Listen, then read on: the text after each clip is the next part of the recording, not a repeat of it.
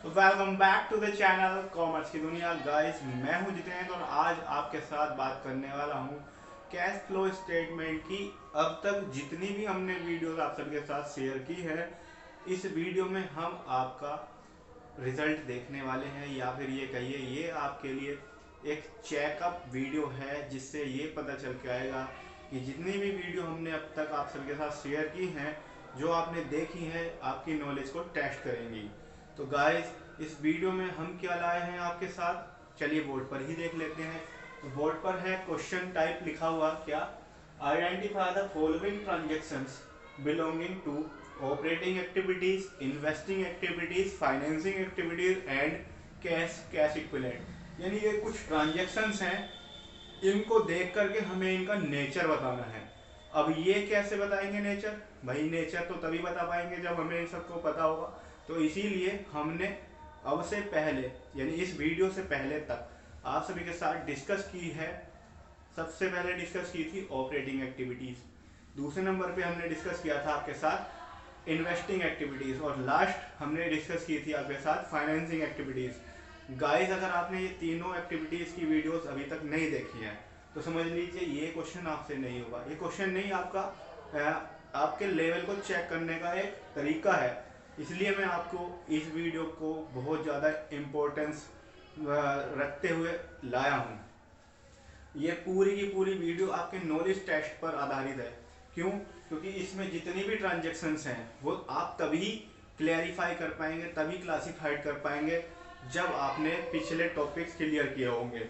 अगर आपको operating activities नहीं पता होंगी तो आप इसमें से कुछ भी ऐसा नहीं बता पाएंगे कि इसमें कौन सी एक्टिविटीज़ ऑपरेटिंग है। अगर आपने इन्वेस्टिंग एक्टिविटीज़ का पता नहीं होगा तो आप ये नहीं बता पाएंगे कि इसमें से कौन सी इन्वेस्टिंग एक्टिविटी है। और अगर आपको फाइनेंसिंग एक्टिविटीज़ का नहीं पता होगा तो आप फाइनेंसिंग एक्टिविटीज़ में यहाँ क्लासीफाइड नहीं कर पाएंगे कि कौन सी एक्टिविटी क्लासी फाइनेंसिंग एक्टिविटी है, कौन सी इन्वेस्टिंग है, कौन सी ऑपरेटिंग है। ओवरऑल ये सब हमारा पिछला जो हमने सीखा है उसको टेस्ट करने का एक तरीका है, और ये काफ़ी इंटरेस्टिंग होगा उन सभी के लिए जिन्होंने पिछली वीडियोस अब तक देखी है, यानी कि उनकी नॉलेज का टेस्ट होने वाला है। तो चलिए, बहुत ज़्यादा टाइम मैं नहीं लूँगा, फटाफट ये 20 ट्रांजेक्शन है, इनको हमें क्लासीफाइड कर लेना है। कैसे? हम तीन एक्टिविटीज़ हैं, जैसे हमारे पास है सबसे पहले ऑपरेटिंग। यहाँ हम ऑपरेटिंग एक्टिविटीज़ का नंबर डाल देंगे। चलिए, ऑपरेटिंग एक्टिविटीज़ के नंबर डाल देंगे हम। चलिए, नाम न लिख करके पूरा, इन्वेस्टिंग, फाइनेंसिंग और cash and cash equivalent.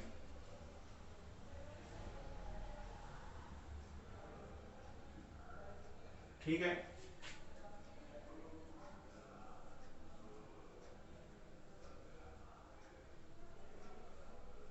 One by one हम इसका डिस्कशन भी करेंगे आपके साथ। देखिए, पहले नंबर पे क्या लिखी है? Cash sales. तो आप समझ जाइए, कैश सेल, कैश परचेज, यानी कि जो भी बिजनेस से रिलेटेड, यानी कि जो मेन पर्पज से रिलेटेड एक्टिविटीज हैं वो हम क्या बताई थी आपको? ऑपरेटिंग एक्टिविटीज बताई थी। आप में से बहुत सारे स्टूडेंट या जितने भी व्यूअर्स हैं, काफ़ी जिन्होंने वीडियोस अब तक देख ली हैं, वो यहाँ पर अब तक ये जो ट्रांजेक्शन है उनको क्लासीफाइड कर भी चुके होंगे। फिर भी मैं बता दूं, जो कैश सेल है आपका, वो ऑपरेटिंग एक्टिविटी है। ठीक, cash paid against trade payables, जो ट्रेड पेबल्स के अगेंस्ट में आपने कैश पेड किया है, ये कैसी एक्टिविटी होगा? ये होगी आपकी, ये ट्रेड पेबल। पेबल का मतलब क्या हो गया आपका? पेबल्स हो गए आपके जो चुकाने वाला आपका कर्जदार होते हैं, उनको एक तरह से इसमें क्रेडिटर्स वगैरह सब आते हैं। और ये कब बनते हैं? या आपने कोई ऑपरेटिंग काम किया होगा। तो यहाँ पे आप क्या करेंगे? Cash paid against trade payables, trade payable, trade receivable, ये कहाँ जाएंगे? ये भी आपके ऑपरेटिंग एक्टिविटीज में ही आएंगे। ठीक है, ये दो हमने क्लासिफाइड कर दी। ये रेंट पेड है। रेंट पेड का मतलब क्या हो गया? रेंट किस से रिलेटेड है? रेंट है आपका ऑफिशियल एक्सपेंसेस है। ठीक, और ये हो सकता है कि आपका हमेशा ध्यान रखना है कि रेंट और एम्प्लॉयज वगैरह जो होते हैं, इनका कनेक्शन सीधा किससे होता है आपका? आपको ये समझ जाना है, ये सीधे के सीधे ऑपरेटिंग एक्टिविटीज में आपके जाते हैं। ठीक है, रेंट पेड। इसके बाद हम नंबर 4 पर देखेंगे purchase of machine. Purchase of machine यानी जो हमने मशीन परचेज की है, ये बात समझने की है।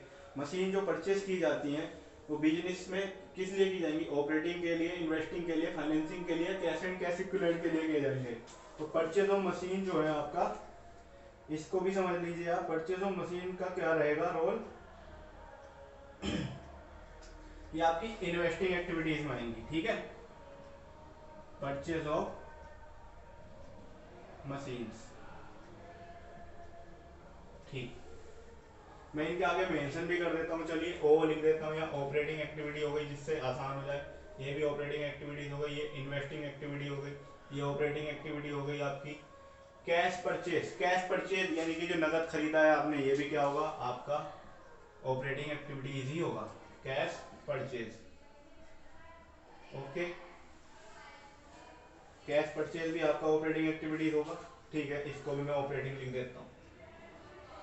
इनकम टैक्स रिफंड रिसीव्ड, आपको इनकम टैक्स फंड जो है रिसीव्ड हुआ है। इनकम टैक्स अब आप पे करेंगे जब आपने बिजनेस में ऑपरेशंस की होंगी, ठीक। इनकम टैक्स रिफंड रिसीव्ड हो रहा है आपको, तो ये आपका ऑपरेटिंग एक्टिविटीज में आएगा।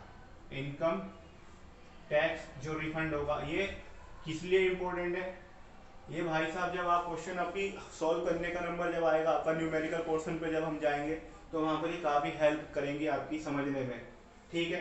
इनकम टैक्स रिफंड जो है आपका ऑपरेटिंग एक्टिविटीज के थ्रू होगा, तो इसको भी हम क्या कर देते हैं? मेंशन कर देते हैं operating activity. Cash in hand, cash in hand का मतलब तो आप समझ रहे हैं, कैश और कैश इक्विवेलेंट है, तो ये कैश इन हैंड यहाँ पर आ गया आपका कैश और कैश इक्विवेलेंट में। ओके, ये हो गया कैश, कैश इक्विवेलेंट में। Issue of shares, share capital को आप इशू किए हैं, तो ये कैसी कैसी एक्टिविटी होगी? इन्वेस्टिंग एक्टिविटी होगी या फाइनेंसिंग एक्टिविटी होगी, ठीक। इसको समझना है आपको। इशू ऑफ कैपिटल, जो आपने कैपिटल इशू की है, इसका क्या कनेक्शन रहेगा? ये हमने पहले भी आपको वीडियो में बताया था कि इशू ऑफ शेयर कैपिटल, तो ये कैसी एक्टिविटी होगी आपकी? इशू ऑफ शेयर कैपिटल, ये हो गई आपकी फाइनेंसिंग एक्टिविटी, क्योंकि आपने अपने बिजनेस में फाइनेंशियल एक्टिविटी की है, तो इशू ऑफ शेयर कैपिटल। इसी तरह से अगर आप इशू ना करके अगर परचेस करते हैं तो ये इन्वेस्टिंग एक्टिविटीज में आता है, परचेज या सेल करते हैं तो, ठीक। इशू ऑफ शेयर कैपिटल, ये हो गई आपकी financing activity. Income tax paid, income tax paid कैसी एक्टिविटी होगी आपकी? ये देख लीजिए, इनकम टैक्स पेड जो है ऑपरेटिंग एक्टिविटीज में आएगा आपका, ठीक है। Income tax paid, income tax paid ये ऑपरेटिंग एक्टिविटीज के अंदर आएगा। Okay, sales of patent, patent को बेच दिया आपने, ये कैसी एक्टिविटी होगी? ये फाइनेंसिंग एक्टिविटीज में जाएगा। सेल्स ऑफ पेटेंट्स या इन्वेस्टिंग एक्टिविटी में जाएगा। परचेज और सेल्स जो होते हैं ये इन्वेस्टिंग एक्टिविटीज में आते हैं, किसके? फिक्स्ड एसेट्स टाइप के। तो परचेज और sales of fixed assets are classified in investing activity, ये हमने आपको बताया हुआ है। तो यहाँ लिखेंगे सेल ऑफ पेटेंट्स, ये आपकी क्या हो गई? ये हो गई आपकी इन्वेस्टिंग एक्टिविटी।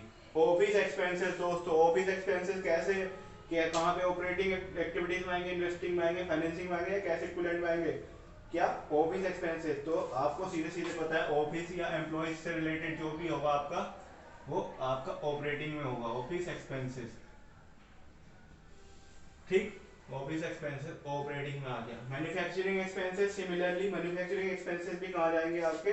मैन्युफैक्चरिंग एक्सपेंसेस भी आपके कहाँ आएंगे? यहीं पर आएंगे सीधे ऑपरेटिंग एक्टिविटीज में, मैन्युफैक्चरिंग एक्सपेंसेस, ठीक है। मैन्युफैक्चरिंग एक्सपेंसेस भी आपके यहीं आएंगे, ऑपरेटिंग में आएंगे। बैलेंस एट बैंक, ये क्या होगा? ये कैश एंड कैश इक्विवेलेंट होगा, बैलेंस एट बैंक। दोस्तों ये पिछली जो 3 वीडियो हमने आपके साथ शेयर की थी, इनका काफी ज्यादा इंपॉर्टेंस यहाँ पर देखने के लिए मिल रहा होगा आपको, क्योंकि आप यहाँ पर अच्छे से समझ पा रहे होंगे।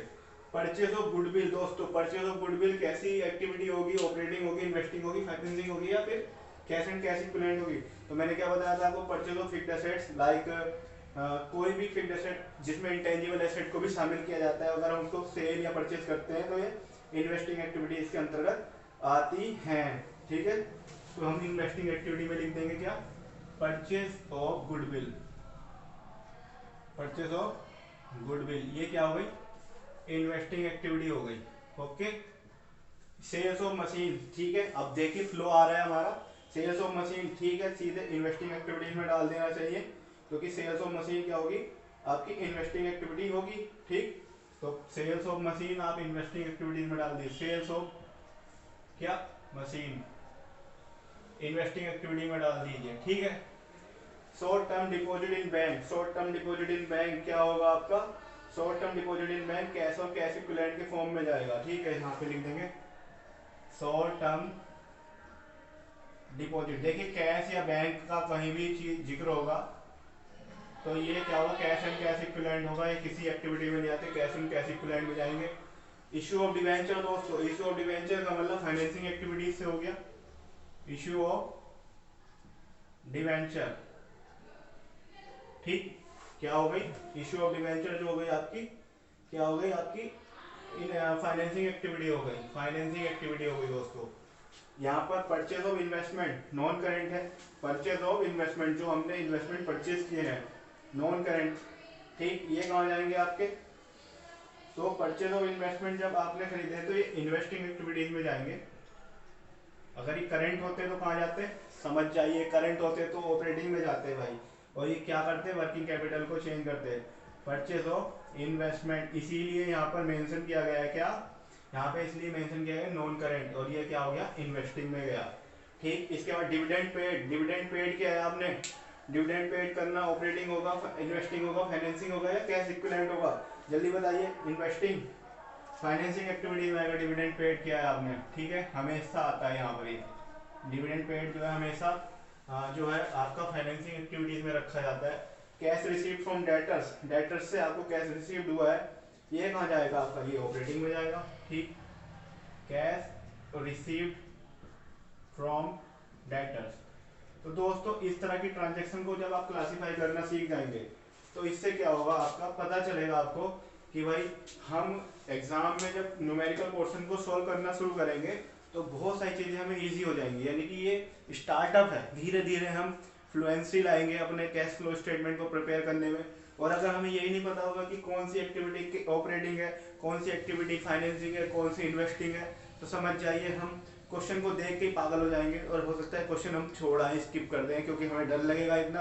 और हमेशा कॉमर्स की दुनिया का ये पूरा हमेशा से असूल रहा है, एक मोटो रहा है क्या, कि हम कभी भी स्टूडेंट को डराते नहीं है और उनको ऐसा फील नहीं होने देते कि आपसे कुछ नहीं होगा, क्योंकि हम ही हैं जो कर पाएंगे, हमसे ही होगा, और हमसे ही होगा तो इसका मतलब ये समझ जाइए कि हम ही कर पाएंगे।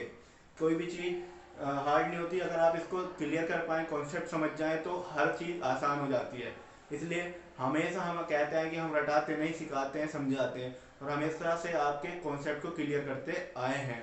हम इसी तरह से आगे भी आपके लिए इसी तरह के टॉपिक्स लाएंगे जिससे आप और भी ज़्यादा डेप्थ के साथ चीज़ों को समझेंगे। दोस्तों अगर ये टॉपिक आपको पसंद आया हो, समझ में आया हो, आपको क्लियर हुआ हो आपका ये टॉपिक, तो आप फटाफट इस वीडियो को लाइक करें, शेयर करें अपने फ्रेंड के साथ। और जिन जिन व्यूवर्स ने हमें सपोर्ट किया है बट वो अभी तक हमें सब्सक्राइब नहीं कर पाए किसी कारणवश, तो दोस्तों प्लीज़ प्लीज़ प्लीज़ आप सपोर्ट कीजिए, हमें सब्सक्राइब भी करें, और अपने फ्रेंड्स के साथ, अपने कम्युनिटी के साथ, जिनके साथ आपका लगाव है, जिनको आप चाहते हैं कि वो भी ग्रो अप करें, तो उनको भी इस चैनल का लिंक शेयर जरूर करें, जिससे हम हर एक कॉमर्स के स्टूडेंट को अपनी कॉमर्स की दुनिया से जोड़ सके और उसको कॉमर्स का स्टार बना सके। तो थैंक यू सो मच बने रहने के लिए हमारे साथ, और आगे भी इसी तरह से बने रहिएगा। Thank you so much.